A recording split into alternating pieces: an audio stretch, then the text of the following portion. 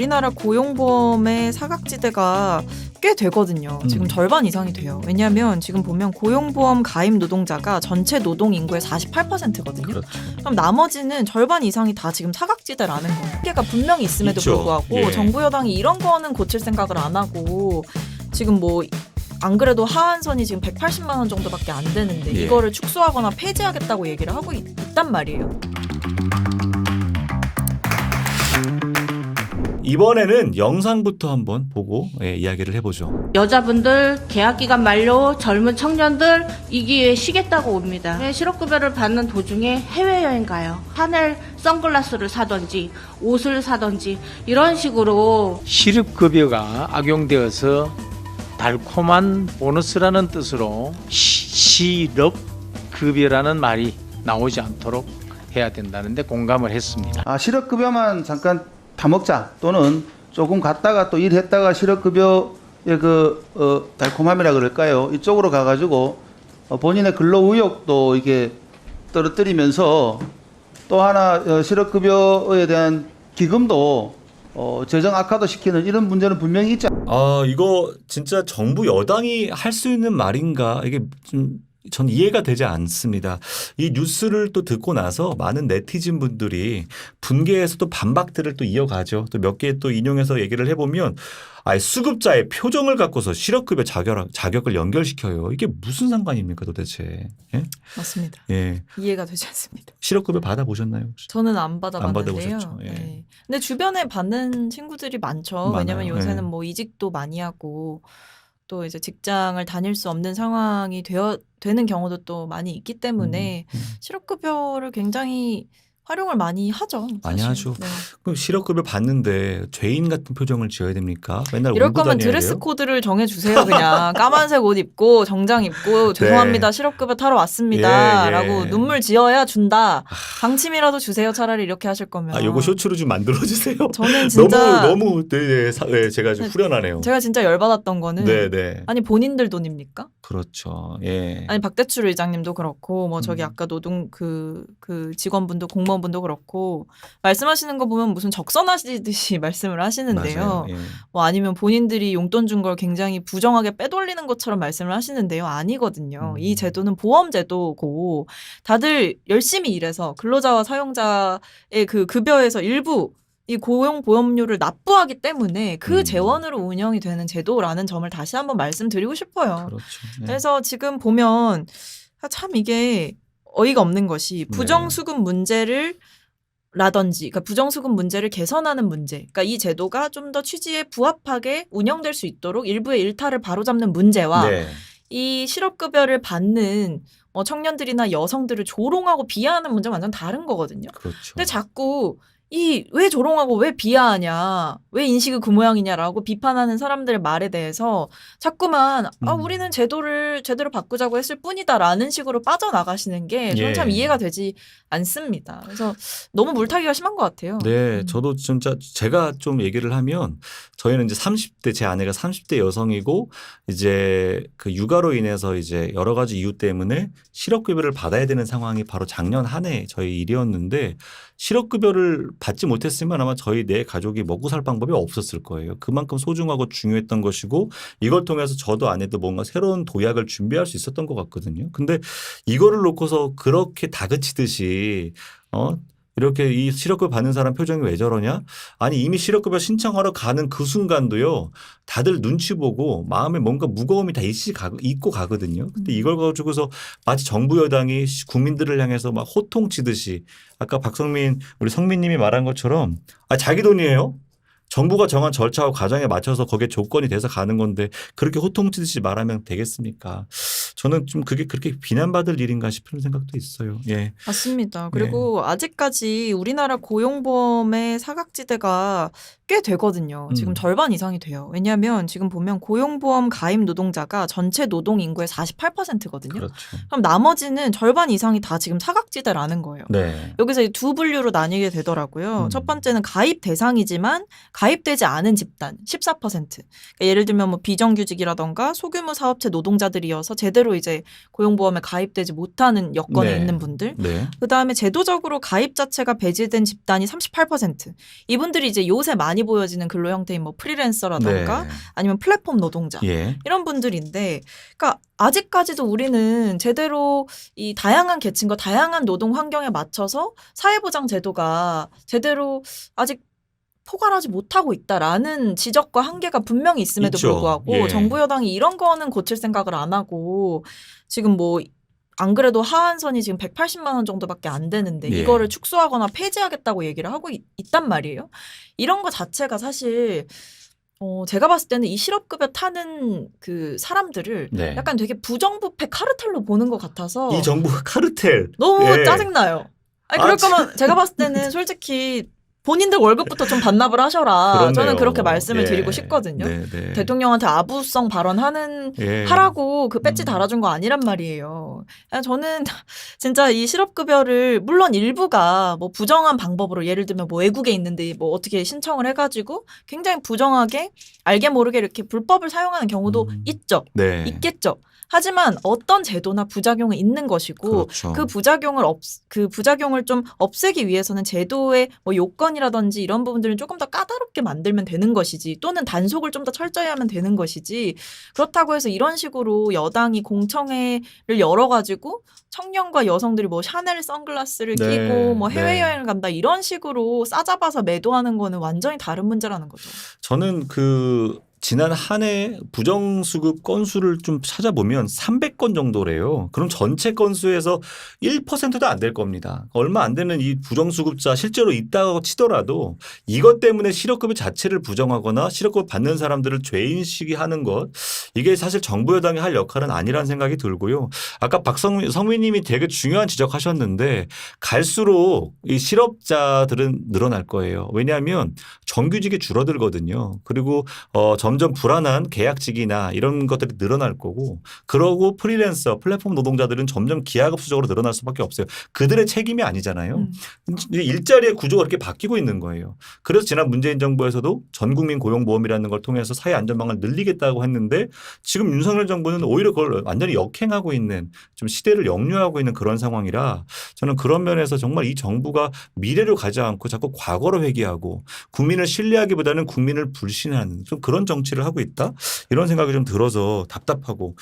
혹시 이런 통계가 정부에 있었나요? 지난 그 뭐 우리 문재인 정부나 지금 윤석열 정부나 실제로 부정수급을 막 계속 팔로우업하고 막 이런 것 본 적 있으세요? 제가 알기로는 정기적으로 이제 부정수급 같은 건 단속을 하죠. 네, 그리고 네. 제도 개선도 계속 해왔던 걸로 알고 있습니다. 뭐 예를 들면 조금 요건을 좀 더 까다롭게 만들거나 아니면 뭐 교육훈련 기간 같은 걸 늘린다거나 이런 식으로 네. 제도의 일부 변경은 계속해서 있어 왔던 거죠. 왜냐하면 예. 뭐 윤석열 정부 때 갑자기 부정수급이 늘어나고 문재인 정부 때 없어지고 이랬던 게 아니거든요. 아니죠. 그냥 항상 예. 제도가 정착하고 도입되는 과정에서 생기는 일종의 부작용들이 있는 것이고 네. 그걸 문재인 정부 때도 계속해서 단속을 하려고 했었죠. 네. 그건 계속 일관됐던 노력인데 문제는 지금 여당이 굉장히 선택적으로 이 OECD 보고서를 근거로 실업급여 자체를 약간 공격하는 듯한 모양새가 좀 답답한 겁니다. 보면 지금 여당에서는 이 실업급여의 하한액이 지금 일해서 벌 수 있는 돈을 초과한다라고 네. 이야기를 하고 있는 거예요. 그러면서 이렇게 하면 누가 일을 하고 싶어 하겠냐. 실업급여 받으면서 놀고 싶어 하지. 라고 얘기를 하면서 이걸 좀 낮추겠다라고, 그러니까 축소를 하겠다라고 예. 얘기를 하고 있는 건데 예, 예. 아니 이분들이 참고한 보고서는 사실 반쪽짜리 내용만 가져와서 말씀을 하시더라고요. 네, 네. 이 OECD에서 지적한 걸 제가 좀 말씀드리면 네. 우리나라 같은 경우에는 지금 고용보험의 사각지대가 굉장히 크다라고 지적을 했습니다. 우리가 앞에서 나온 퍼센테이지처럼. 예. 그다음에 중소기업 중심으로 실업이 굉장히 빈번하다. 네. 그러니까 이게 실업급여도 그냥 자기가 뭐 제발로 나와서 받는 돈이 아니라 사실은 비자발적 이제 실직 상태가 됐을 때에 받는 돈이기도 하잖아요. 그렇죠. 예. 그러니까 그런 게 이제 중소기업에서 너무나 빈번하게 일어나고 있다라는 점을 지적을 하고 그에 네. 비해서 포용하는 범위가 너무 적다라고 네. 얘기를 하고, 물론 OECD가 지적한 대로 이 하한선이 높은 건 맞아요. 다른 국가들에 비해서. 하지만 동시에 우리가 눈여겨봐야 될 거는 실업급여를 받는 기간은 사실 굉장히 짧단 말이에요. 짧죠. 우리나라가 다른 나라 짧아요. 같은 경우는 한 1, 2년 정도는 맞아요. 받아요. 그러니까 이런 제도의 개선을 권고하고 있음에도 불구하고 일부 데이터만 가져와서 OECD도 실업급여 축소하라고 권고했다. 네. 이런 식으로 지금 국민들을 호도하고 있는 게 맞아요. 저는 너무 열받는 거죠. 네. 사실 이게 OECD 통계 이런 것들을 자기들에게 맞춰서 다 편집해서 하면 다 맞는 말 같지만 실제 현장과는 너무 괴리되는 말들이 많죠. 예. 잠깐 우리 채팅방을 좀 보면서 이야기를 이어가도록 할게요. 로즈하님, 정치의 품격 지켜주는 두 분 되어주시길, 네, 노력하겠습니다. 같은 분이 이렇게 좀 말씀하셨어요. 고용지원센터 가서 실업급여 신청할 때 잘못한 것도 아닌데 눈치 보게 되었던 기억이 나네요. 눈물. 아까 제가 잠깐 언급했던 말과 같은 얘기 같아요. 실업급여 재정은 국민이 낸 재원으로 하는 거 아니니까 맞아요. 절반은 이제 당사자인 노동자, 또 절반은 이제 사용자가 이렇게 이제 같이 납부하는 방식인데 그런 방식으로 또 진행되는 것들에 대해서 왜 국가가 내 돈 내는 것처럼 이렇게 하느냐 이런 문제들도 지적하셨고 주아유데이라는 분인데 아니 조이어스군요. 제가 프랑스어 전공자라 프랑스어처럼 읽었네요. 죄송합니다. 저희 엄마 7년 넘게 일하고 목 디스크로 그만두셨는데 증명 서류 부족하다고 실업급여 신청도 못 하셨대요. 아, 네. 퇴사 전에 진단서를 받아야 된다는데 그럼 진단서 받고 아플 때까지 일하란 말인가요? 저 말씀 저 지적도 되게 뼈아픈 지적이네요. 오히려 저런 사각지대를 보완하는 게 정부 역할이라는 생각도 들고요. 그러니까요. 예. 그리고 정작 받아야 할 사람 받지도 못하는데 실업급여 운운하는 사람 제정신인가요? 이렇게 비판도 하셨습니다. 어떻게 좀 느끼세요? 저거 읽어보시면서. 그러니까 저런 사례가 굉장히 많다고 알고 있습니다. 네. 근데 그러니까 전 답답한 게 제도를 일부 손보자는 거는 열어놓고 논의할 수 있어요. 하지만 이 제도를 손보는데 접근하는 방식 자체가 부정수급, 네. 막 이런 식으로 이야기를 하고 뭐 샤넬 선글라스 이렇게 얘기를 하니까 도저히 국민들의 동의와 납득을 얻을 수가 없는 거죠. 네. 이런 점을 먼저 말씀을 드리고 싶고 그리고 정치를 하는 사람들이라면 국민을 때려잡는 게 아니라 국민을 처벌하고 때려잡고 이렇게 일벌백계 하는 태도를 가질 것이 아니라 실업급여가 지금 생겨난 게 결국에는 이 노동 유연성이 갑자기 증가하게 되고 또 새로운 고용의 형태가 늘어나면서 예. 이 사람들의 사회 안전망을 보장해줄 필요가 있다라는 필요성이 지금 대두가 되고 있잖아요. 그렇죠. 심지어 우리는 보장성이 다른 선진국에 비해서 낮다라고 지적이 되고 있다면 저라면 제가 정부 여당의 정치인이라면 부정수급 문제는 뭐 제대로 잘 잡아보자라고 얘기를 하되 그러면서 동시에 기간을 좀 늘리고 좀 더 이 실업급여를 통해서 사회적인 안전망을 누릴 수 있도록 좀 더 네. 확대해 나가겠다. 그리고 사실 더 근본적으로는 이렇게 계속 잘리지 않도록, 그러니까 해고되지 않도록 우리가 좀 더 질 좋은 일자리를 만들고 더 나은 고용 환경을 만들어 보겠다라고 얘기를 하는 게 네. 저는 정치인의 자세라고 생각을 해요. 중요한 지적이네요. 제가 이거 좀 다시 한번 언급하고 싶은데 성민님이 하신 말씀 중에 좋은 일자리가 있다면 그만둘 이유가 없는 것이죠. 그리고 그 좋은 일자리를 많이 만들어내겠다고 하는 게 정부 여당의 책임 있는 말이기도 하고요. 다만 실업급여 제도가 악용되는 몇몇 사람들에 의해서 뭔가 잘못된 이미지가 쓰여진다면 정부는 좀 더 촘촘하게 그런 것들을 걸러내고 모니터링하겠다. 이렇게 사실 하는 것이 맞다. 이렇게 말씀하신 네. 거잖아요. 저는 그 부분 되게 공감하고 달빛파도님 실업급여 제도가 좋긴 한데 소수 몇 사람 악용하는 것도 있긴 해요. 공감합니다. 그래서 그런 부분들에 대한 안전장치를 만들되 정부의 역할은 아까 말했던 그렇게 가는 게 좋다. 예. 이영옥님.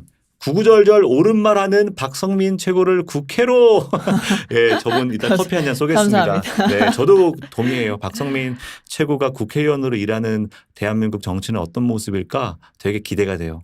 저는 이번에 실업급여 가지고 네. 좀 고민을 혼자 하면서 청년들이랑 좀 얘기를 해봤어요. 네, 네. 근데 뭐라고 하냐면 일단 첫 번째 반응이 좀 극명하게 갈렸는데 일단 뭐 실업급여 자체 금액이 그 하한선이 내가 일해서 받을 수 있는 한 달 월급보다 높은 건 조금 부당하게 느껴질 수도 있을 것 같다. 이런 네. 이야기를 하는 친구도 있는가 하면 실업급여라는 제도 자체는 어쨌든 우리가 낸 고용보험료로 받는 것이고 그렇죠. 보험이지 않냐. 네. 그러니까 정당하게 받을 권리가 있고 오히려 이거를 막 축소하겠다라고 이야기를 하는 그 발상이 약간 이 청년과 여성을 조롱하는 데서 기인하는 것 같아서 그게 굉장히 불만스럽다라고 얘기를 해요. 그러니까 모두들 제도를 뭐 일부 개선하고 좀 뭐 부정수급을 줄이고 이런 거에는 이의가 없더라고요. 예. 다만 우리가 계속 이 문제를 지적할 수밖에 없고 여당의 태도를 언급할 수밖에 없는 건 이 사고가 시작된 게 그렇죠. 샤넬 선글라스인 것 그러니까요. 같아서 네. 라는 거죠. 이 문제에 접근하는 방식도 마찬가지고요.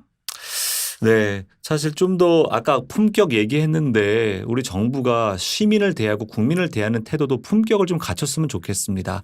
예, 그렇게 샤넬 선글라스 썼다고 해서 그렇게 펑펑 쓰는 시민들만 있는 것이 절대 아니고요. 실업급여 받는다고 해가지고 영영 이거 돈 받고 살아야지라고 생각하는 분들도 없다라는 거, 예, 그렇게 좀 봤으면 좋겠습니다. 네, 이제 마지막 토크 주제로 넘어가도록 하겠습니다. 박성민이 청년 내각에서 할 일은? 네. 오늘 우리 성민님과 이야기하면서 유독 국가란 무엇인가를 고민하게 되는 지점이 많았어요. 저도 많이 하게 됩니다. 네. 이 정부가 우리 국민들을 많이 학습시켜 주는구나. 국가란 무엇이고 뭘 해야 되는구나. 이런 걸 좀 고민하게 만드는 것 같은데 현실은 힘들지만 그럼에도 불구하고 우리 젊은 정치인들이 주도하는 그런 좀 새로운 정부를 한번 상상하는 시간인데요. 자. 네. 저희의 전통적인 코너죠. 망명정부로 사행시를 지어보는 거예요. 그래서 네. 지금 그냥 막 던질 테니까 망명정부 생각나는 대로 한번 사행시를 한번 이어가보면 좋겠습니다. 자, 운 띄울게요. 망설임 없이 망설임 없이 명운을 걸고 명운을 걸고 어렵다. 정치를 좀 더 바르고 깨끗하고 국민들의 눈높이에 맞게 부정의하지 않게 해보겠습니다. 본인의 어떤 각오를 말씀하셨어요. 예, 제가 이렇게 좀 진지해가지고. 네. 앞에 지난주 김준일 수석 에디터는 엄청 웃기게 얘기했는데 그건 원래 재밌어요. 그거 되게 웃기더라고요. 진짜로 재밌게 네. 저도 했는데 오늘은 되게 진지하게 본인의 앞으로 정치적 소명 같은 걸 좀 밝히는 시간이었던 것 같습니다. 다음 질문은 박성민 최고가 이 망명정부 청년 내각에서 할 일을 좀 물어보고 싶어요. 어떤 부처도 좋고 없는 부처가 있다면 내가 하고 싶은 게 있는데 이런 부처로는 안 돼. 새로운 부처를 만들어도 좋고요. 대통령 직속기구나 아니면 특위를 만들어도 좋아요. 뭐든 좋으니까 이 청년 내각에서 할 일이 무엇이고 왜 그렇게 생각하는지 한번 얘기해 주시면 좋겠습니다. 저는 사실 보건복지부 장관을 한번 해보고 싶습니다. 보건복지부. 네, 왜냐하면 제가 최고위원 때부터 네. 이제 항상 좀 관심을 가졌던 분야가 자립준비 청년인데요. 그러니까 그 시설에서 퇴소하는 청년들이나 네. 아니면 이제 20살이 돼서 딱 자립을 준비해야 하는 그러니까 음. 국가가 좀 책임져줘야 하는 영역들이 많은 그 친구들의 자립을 돕는 그런 영역에 굉장히 관심이 많았어요. 그리고 네. 또 관심이 가기 시작한 계층이 이제 영케어러, 그러니까 가족 돌봄 청년인데요. 예.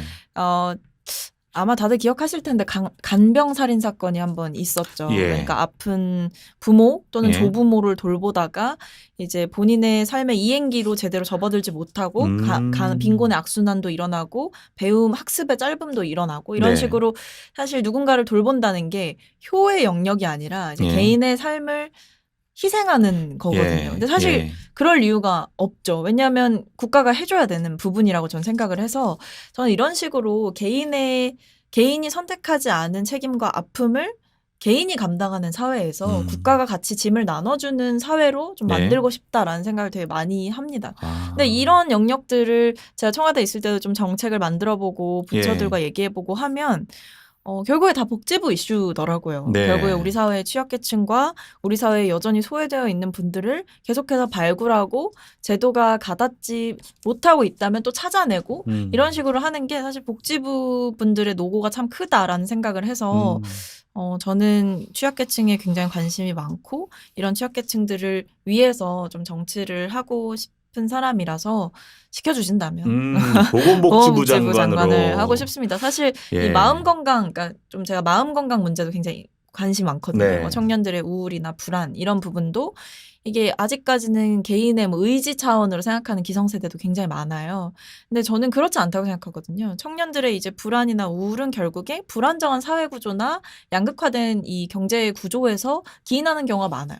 실제로 집에 대한 불안이 정말 우울증으로 올 때도 있고 네. 일자리에 대한 좌절이 그 심리적인 압박으로 다가오면서 공황장애에 그렇죠. 걸리기도 하고요. 실제로 많은 청년들이 공황장애 맞습니다. 앓고 있어요. 그래서 저는 결국 청년들의 마음 건강 문제를 들여다보니까 이게 사회적 문제라는 네. 거를 깨닫게 되더라고요. 그래서 그런 면에서 좀 보건복지부에서 할 수 있는 일이 있다면 해보고 싶다라는 생각은 늘 해왔었습니다. 아까 우리 성민님 하신 말씀 중에 딱 마음에 남는 게 있어요. 개인이 선택하지 않은 것으로 고통받지 않게 하는 것. 이게 정치의 역할이라는 생각도 들고요. 그런 면에서 보건복지부 장관 박성민, 오늘로 입각하겠습니다. 축하드립니다. 아, 이렇게 입각시켜 주시는 건가? 너무 쉬운 거 아닙니까? 아, 무슨 말씀을요. 오늘 1시간의 이야기를 통해서 오늘 네. 채팅 함께 하시는 우리 많은 시청자분들도 다 공감하셨을 거예요. 충분히 감사합니다. 네, 자격이 되십니다. 네, 오늘 박성민 전 청와대 비서관 그리고 더불어민주당 전 최고위원으로 역할을 했던 지금은 2030 세대를 대표하고 또 미래 세대를 대표하는 정치인이기도 하죠. 박성민님 모시고 우리의 정치 현안도 분석하고 앞으로 나아가야 될 정치의 길도 한번 모색해 봤습니다. 오늘 수고 많으셨어요. 네, 수고하셨습니다. 짧게 소감 한마디. 청년 내각 함께한 소감.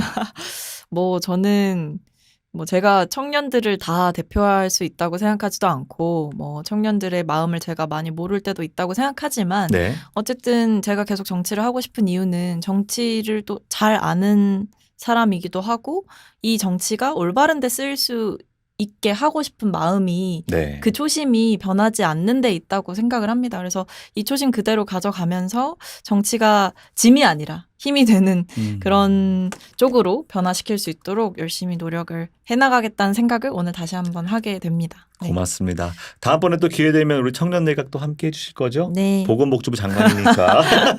네. 네, 고맙습니다.